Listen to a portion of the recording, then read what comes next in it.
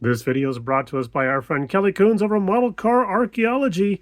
Check out these builds, guys. Look at this. He's got a couple of Mopars. He's got this cool looking bread truck over here. And then my favorite, this pretty sweet looking Chevy pickup truck. Looks like there might be a Harley on the back there. That is sweet. Thank you very much for the card. And then he's got some Lincoln Logs too. Ah, my mind's blown. But yeah, there's going to be a link down below for Kelly's channel. Please go check him out. He does this really cool thing once a week where he talks about something that he likes. It is just really cool. I think that's a really awesome way to do shout outs for the community at large. So again, thank you, sir, for the card. And now on to the show. Well, howdy folks, it's BG, and we're starting on Sunday. Today is March 24th. Been putting this off for a very, very long time, and now we finally have a chance to sort of get started on it. It's for the 60th anniversary of the Mustang group build. It's being hosted by my buddy Mike over at Scale Speedworks. Yeah, I've been putting this off for far too long, so finally chose a kit, something that looks like it should be a fun kit to build. This is a 124 scale Revell kit, and it's the 40th anniversary boxing of this kit, so that's kind of fun. So we're going to use the 40th anniversary kit to build the 60th anniversary kit.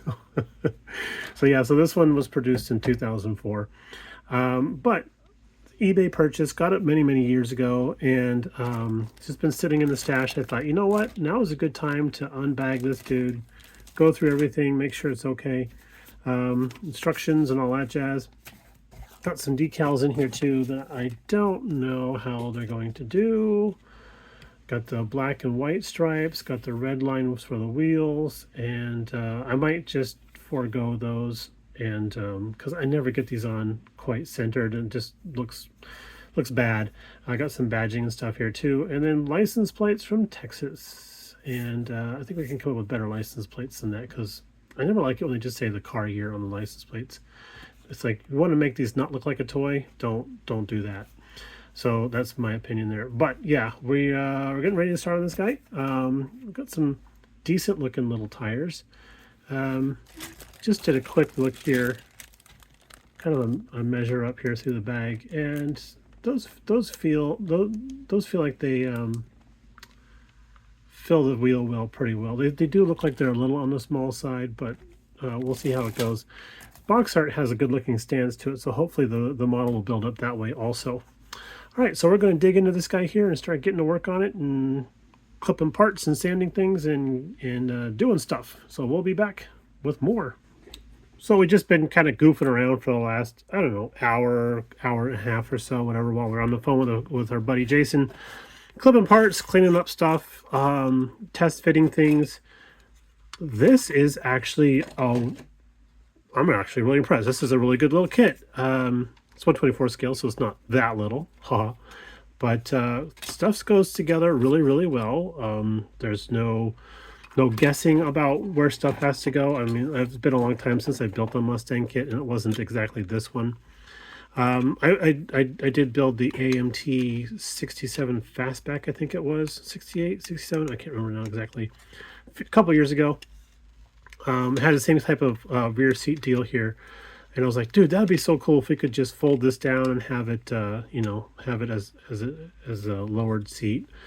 But I'd have to cut this apart, and I don't know. We'll think about it. Probably not, but just leave it in the up version. But yeah, you can see this actually obviously is a tub that's double duty here. This is the race version, I guess, with the race seat mounts. But yeah, I'm actually pretty liking this pretty good. We have armrests to glue in there. I've learned a long time ago to glue those in after you put the seats in, because sometimes the seats don't fit in when you have the armrest. Also, if you're doing a bench seat, these are buckets. So do have a couple little things here I'm going to strip the chrome off of. So I got the oil pan, the alternator, the carburetor, and this is the master brake reservoir. So no power brakes on this dude. I'm going to go ahead and strip that stuff off. The plan for the car is, I like the red on the box art. We're going to stick with that.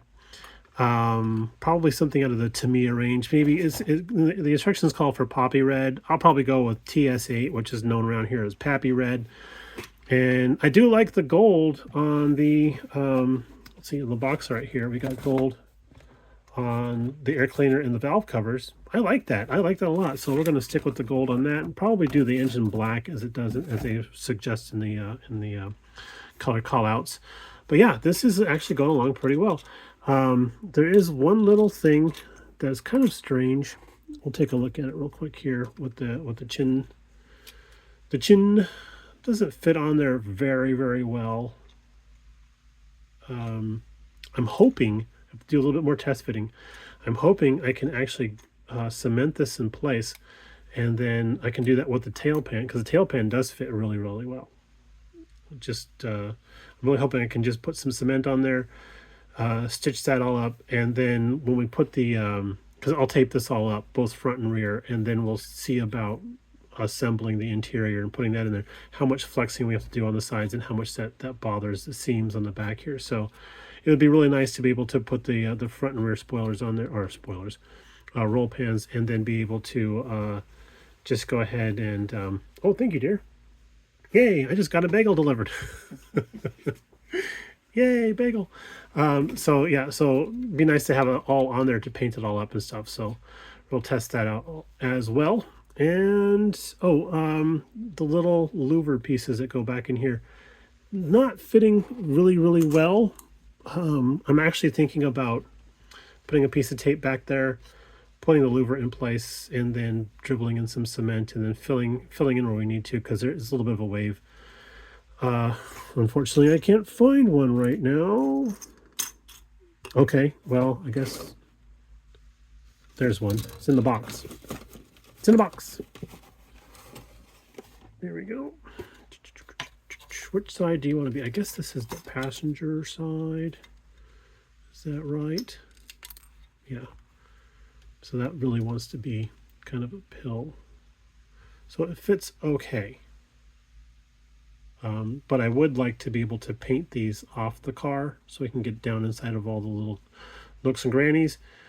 And but I do want that to fit better. So we'll see how that goes.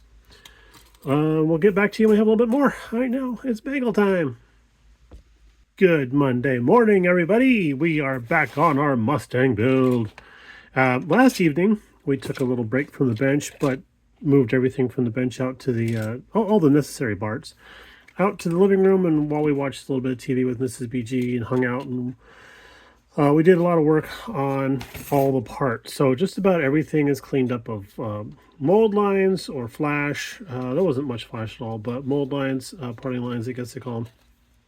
And test fit the hood. I really like the smooth hood that this kit offers. I think this is the only version of this kit that has the smooth hood, if I remember correctly. I'm not 100% sure. Maybe there's a convertible version that has the smooth hood, but everything else I have is like the GT350 or the Hearst version. So I really wanted to do the grocery getter style. So I've always liked that body style. That's just really slick. I like that a lot. So there's that. Chassis is all cleaned up. So we're getting stuff ready for primer. I still have to do the little test to find out if the front and rear fascias will be able to be glued in place, because there is a little bit of a fitment issue on the front. Let's see if we can line this up. I discovered this last night while working on this. The bumper sort of hides some of this this weird gappage going on here, but you know what? I need to drill in a little bit. Sorry. There we go. There we go. So there is a little bit of a misalignment on one side. I think it's this side here. Oh gosh, the camera's killing me. I'm using all of my fingers to there. Yeah, there's a little bit of a misalignment. Sorry about that. There's a little bit of a misalignment that happens in the front there, so I want to be able to correct that before we start painting and gluing stuff together.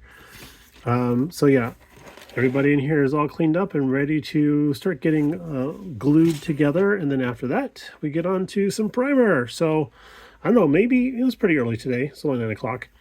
Maybe we can get into some primer by the afternoon. Okay, so we're getting ready to go out and do some priming and painting.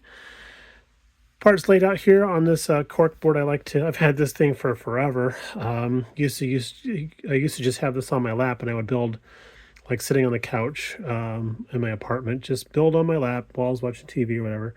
So this has got a lot of history. But here's our color layout. So we've got a regular old Tamiya primer and our Tamiya pink primer for the body color. We have our color picked out for the body. We're going to be doing Italian red TS8. Here's our interior color choice. This is going to be racing white, which is a little bit, can tell by the white of the can, of course, a little bit more of a yellowish tint, a creamier color. And I just think that that's going to be a little better looking than doing white for the interior. We have some TS33. This is called dull red. And this will be for like the chassis, right? It's for the underside of the car. Because I think Ford did like a red oxide primer for a lot of the cars. If I remember correctly, I'm not 100% sure. But this will be the underside color with overspray from the TS8 as best we can do. We got some gold here for the valve covers and air cleaner. For the engine block, got some TS6 matte black. This stuff's great for, I'm going to do the engine, suspension, that kind of stuff. The engine's going to be based in this. I'll probably go back and do a gloss black over the top of that. We got some TS42. This is light gunmetal. This is what I like to use for my exhaust systems, especially if I put it over the top of this TS33 here, give it kind of like a little bit of a rusty look, a used look. And then we have some rubber black for hoses and other bits that are like fan belts and such. Just use a little bit of that. And then this guy, TS19, in the recent months, I've started liking to use this metallic blue color for shock absorbers. It's just kind of I don't know, it's just a thing I like doing right now. But yeah, we're getting ready to get all this stuff into the garage so we can do some spraying on there. We do have the chin and roll pan back there glued in place, and then we have to let that set up so we can come back and reinforce it. And by that I mean, get down here. By that I mean we're going to put in some styrene chunks in the little corners. I'm sorry, I'm not center here. Put some styrene blocks in the little corners here where we can afford the space to reinforce the glue joints that we have for both front and rear. So that's the plan there. Back here we have our seats. We're waiting for these guys to finish curing because we just glued them together, and we glued our engine together.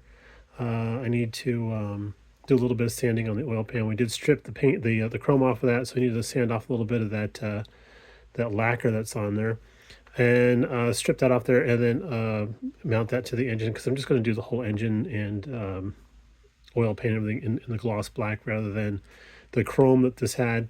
And of course we have the carburetor, and maybe we should zoom in a little bit. Maybe that'll help. There we go.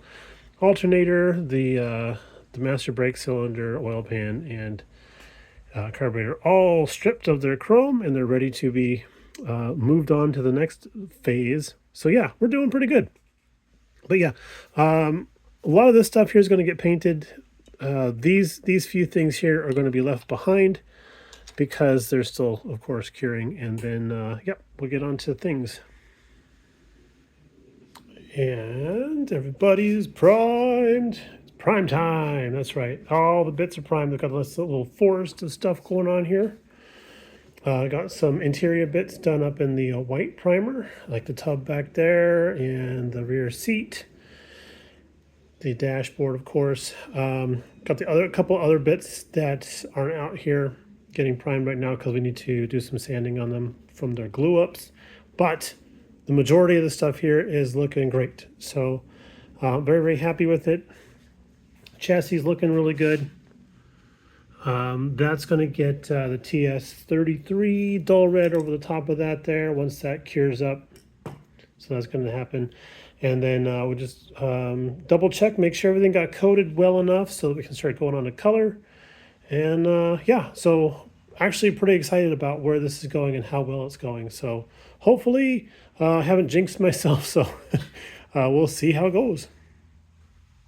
Oh boy, oh boy, oh boy, oh boy. So it is now Tuesday. We're just getting a little bit of bench time in before we have more family coming to stay with us for the evening. So got the car in primer. We're using the Tamiya pink primer because we're going to be also using a red. And I do like how the red looks over the pink. It doesn't It doesn't make the red too pink. It doesn't dull the red down. It's just a good look. It can be argued that this doesn't actually do anything. I tend to differ in that opinion. Again, it is just an opinion. So, got this all primered up. Well, this is just the first pass. I do have a couple little bits like on the roof, and then I think there's one on the quarter panel here.